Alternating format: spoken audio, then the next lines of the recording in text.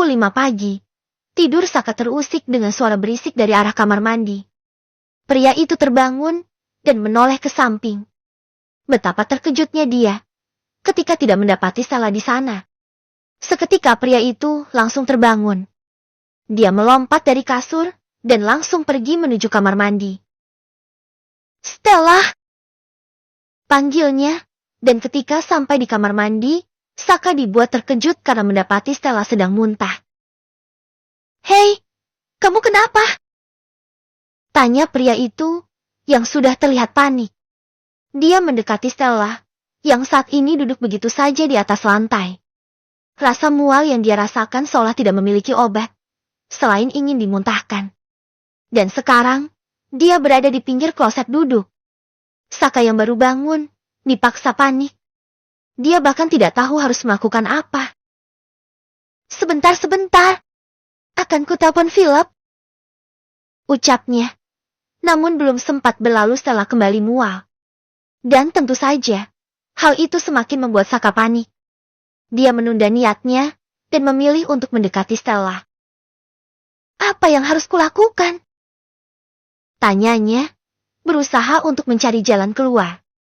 Namun, saat ini otaknya mendadak ngeblan. Sementara itu, Stella berusaha untuk menghentikan rasa mualnya. Namun, dia tidak bisa. Perutnya seperti dikocok, dan rahangnya terasa mengembang. Kembali dia memuntahkan isi perutnya. Namun yang keluar hanyalah sebuah cairan bening. Dan tentu saja, itu benar-benar menguras tenaganya. Stella tertunduk lemas. Satu tangan meremas bagian perut dan satu tangan lainnya menopang kepala yang terasa berat. "Saka bodoh. Lakukan sesuatu." Saka mengumpat pada dirinya sendiri. Bahkan kini dia ingin menampar wajahnya sendiri. Karena dalam keadaan seperti ini, otaknya benar-benar tidak dapat bekerja. Tapi, ketika dia melihat Stella tertunduk lemas, spontan pria itu langsung menahan tubuh Stella dan menggunakan lengannya sebagai topangan. Dan detik itu, sekujur tubuh Stella mendadak lemas. Bahkan dia tidak memiliki tenaga untuk berdiri. Beruntung, Saka berinisiatif untuk mengangkat tubuh istrinya itu dan membawa dia ke kasur. Dia membaringkan Stella dengan lembut di sana. Saka duduk di pinggir kasur, dia menatap wajah pucat Stella dengan cemas.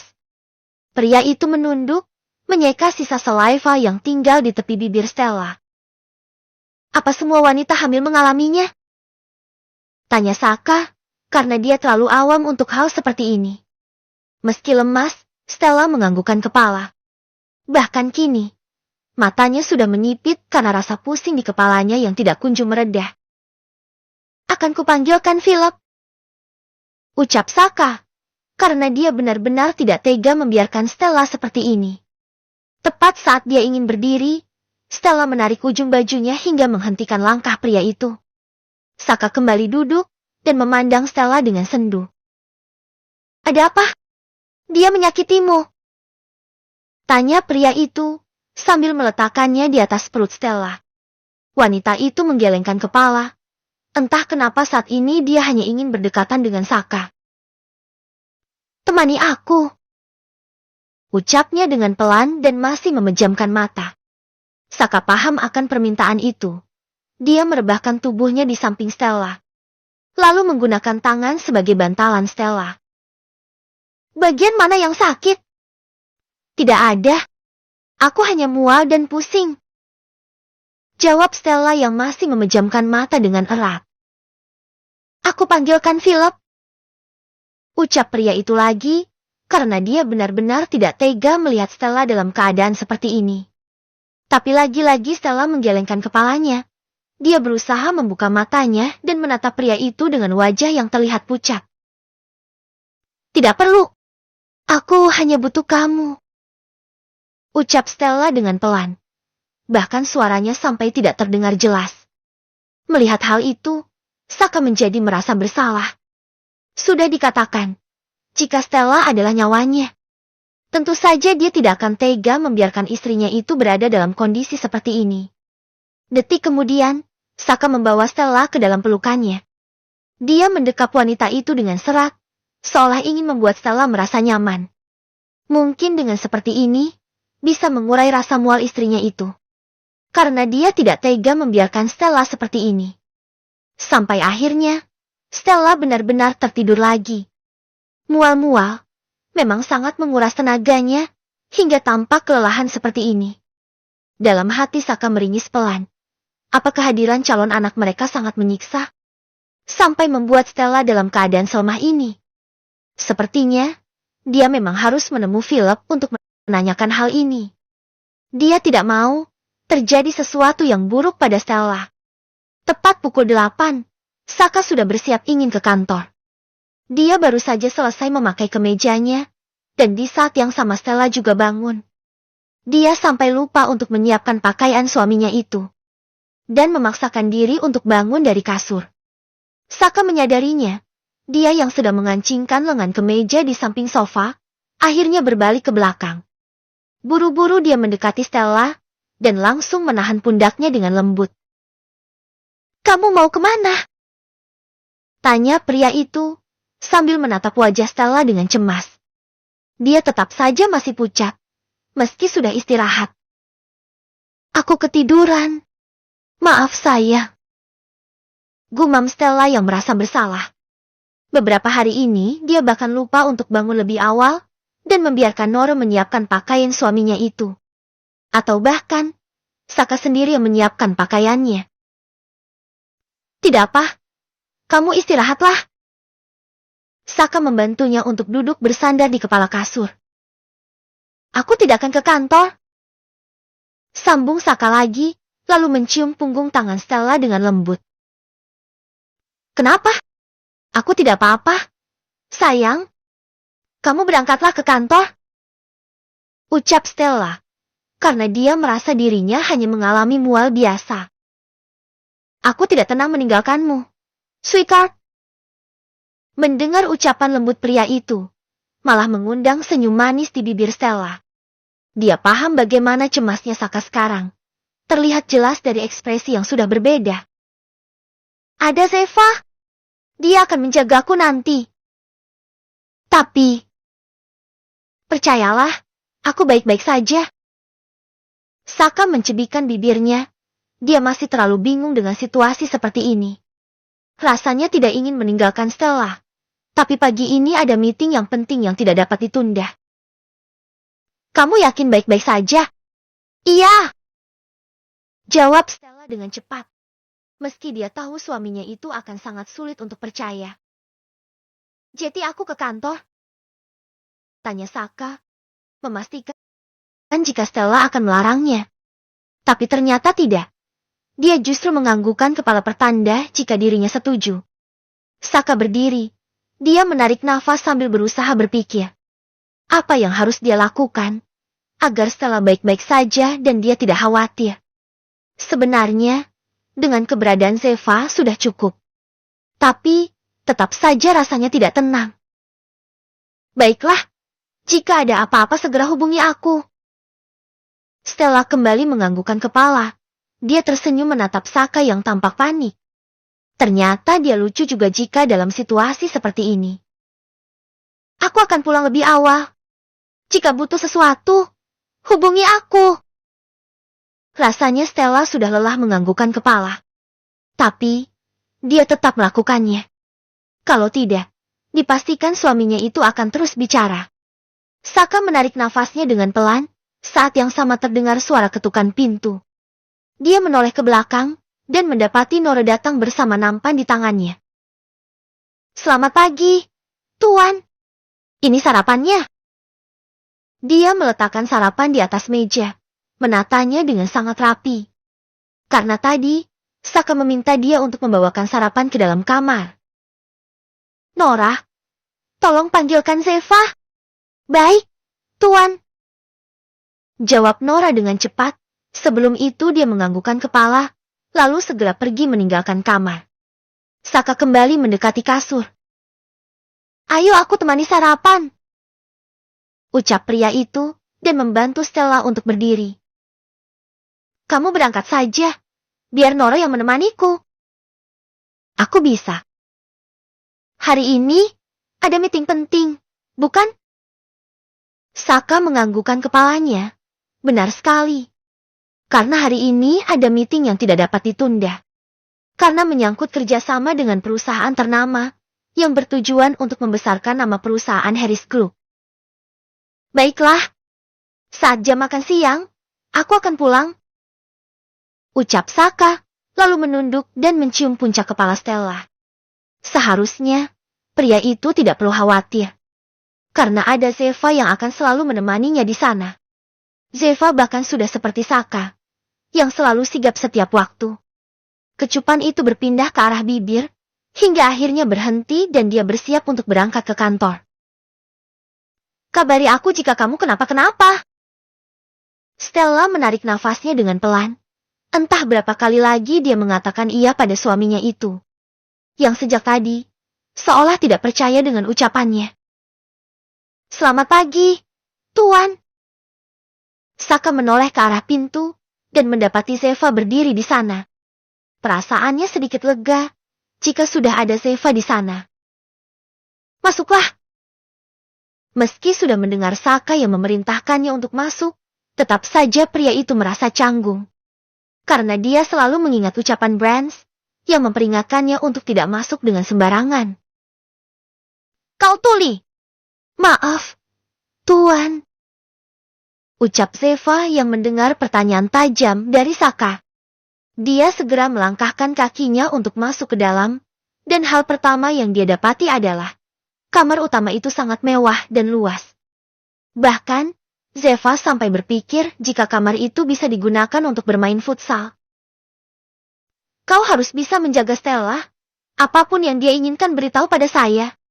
Jika terjadi sesuatu, segera hubungi saya. Ucap pria itu dengan tegas, seolah memberi sebuah perintah yang cukup berat. Baik, Tuan. Jawab Zeva dengan cepat, sambil membungkuk sopan. Awasi kemanapun dia pergi. Baik, Tuan. Saya akan jalankan sesuai perintah. Saka menarik nafasnya dengan perlahan. Dia berbalik dan mendapati Stella yang masih duduk di atas kasur. Istrinya itu tampak melambaikan tangan, diiringi senyum manis di wajah pucat itu. Aku berangkat. Hati-hati. Saka melangkahkan kaki untuk keluar dari kamar, meski sebenarnya saat ini dia ingin berada di samping Stella. Mungkin memang, dia harus pulang lebih awal nanti. Dia akan segera menyelesaikan meeting ini. Bahkan saat di kantor, pikiran Saka benar-benar tidak tenang. Dia terlihat kacau, dan seperti orang yang memiliki banyak pikiran. Tentu saja hal itu menimbulkan kebingungan di kepala Brands. Bahkan saat meeting tadi, Saka selalu saja terlihat gusar. Beruntung, dia bisa mengendalikan meeting dan akhirnya kerjasama mereka sudah deal. Kau ini kenapa? Tanya Brands. Dia membukakan pintu ruangan Saka dan mempersilahkan pria itu untuk masuk lebih dulu. Saka melangkahkan kakinya, dan dia duduk di kursi kebesaran milik pewaris utama keluarga Harrison itu. Ekspresinya benar-benar seperti orang yang tidak tenang. Entah sudah berapa kali dia memeriksa ponselnya. Aku khawatir pada Stella. Dia tidak memberikan kabar apapun. Ucapnya yang tampak tergesa-gesa. Mendengar hal itu, Brands mencibikkan bibirnya dengan pelan.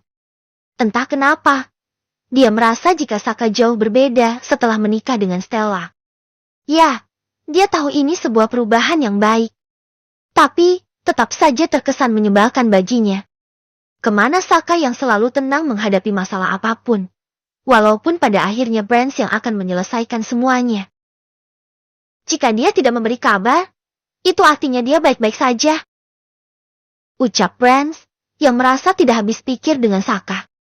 Tapi, meski dia sudah berkata seperti itu, tetap saja, Saka belum juga merasa tenang.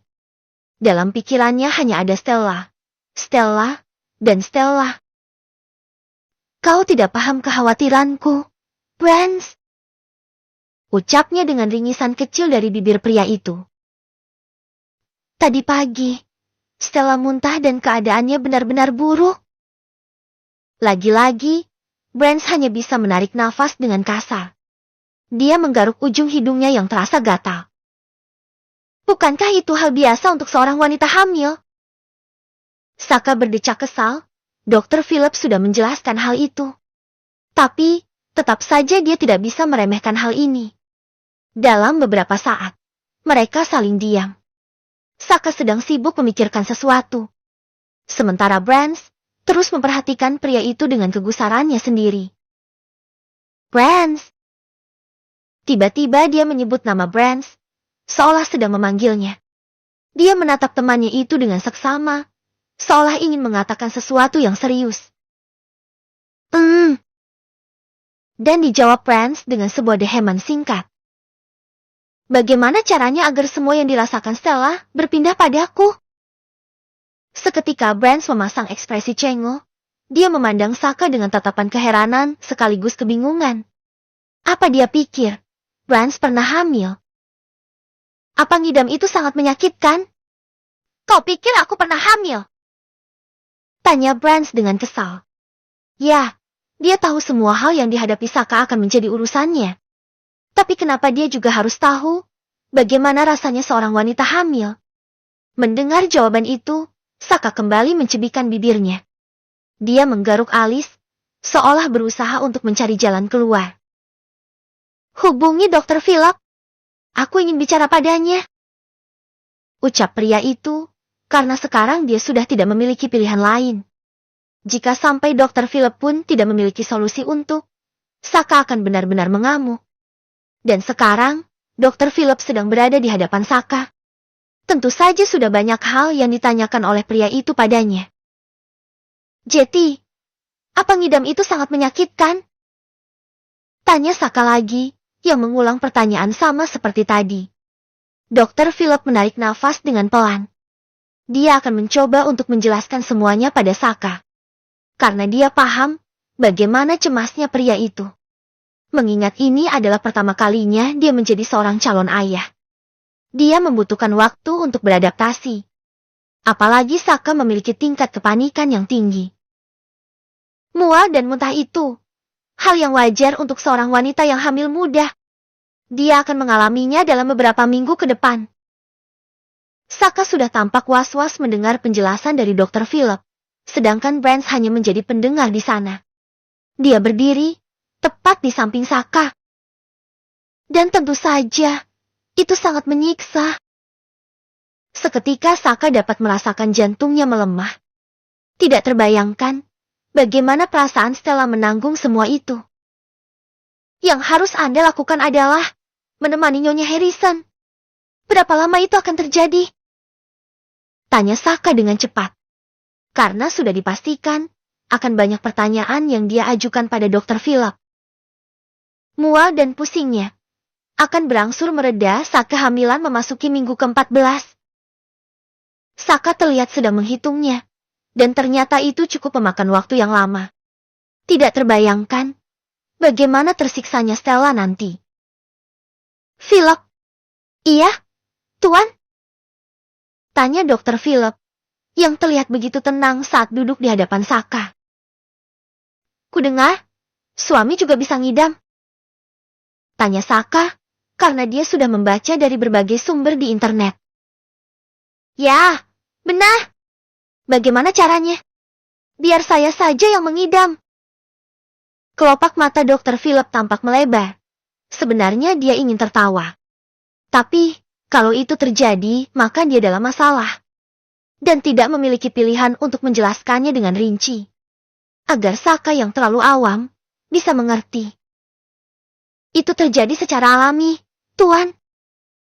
Dan benar saja, jawaban itu membuat Saka semakin panik. Dia tidak menyangka jika ternyata keinginannya tidak dapat terpenuhi. Lalu, apa dia akan sanggup membiarkan Stella dalam keadaan seperti itu? Yang ada, dirinya akan lebih tersiksa. Sial. Jawaban Philip benar-benar tidak memberikan jalan keluar untuknya. All I need are some better days, 'cause all I want, and I pray, I believe in the better days.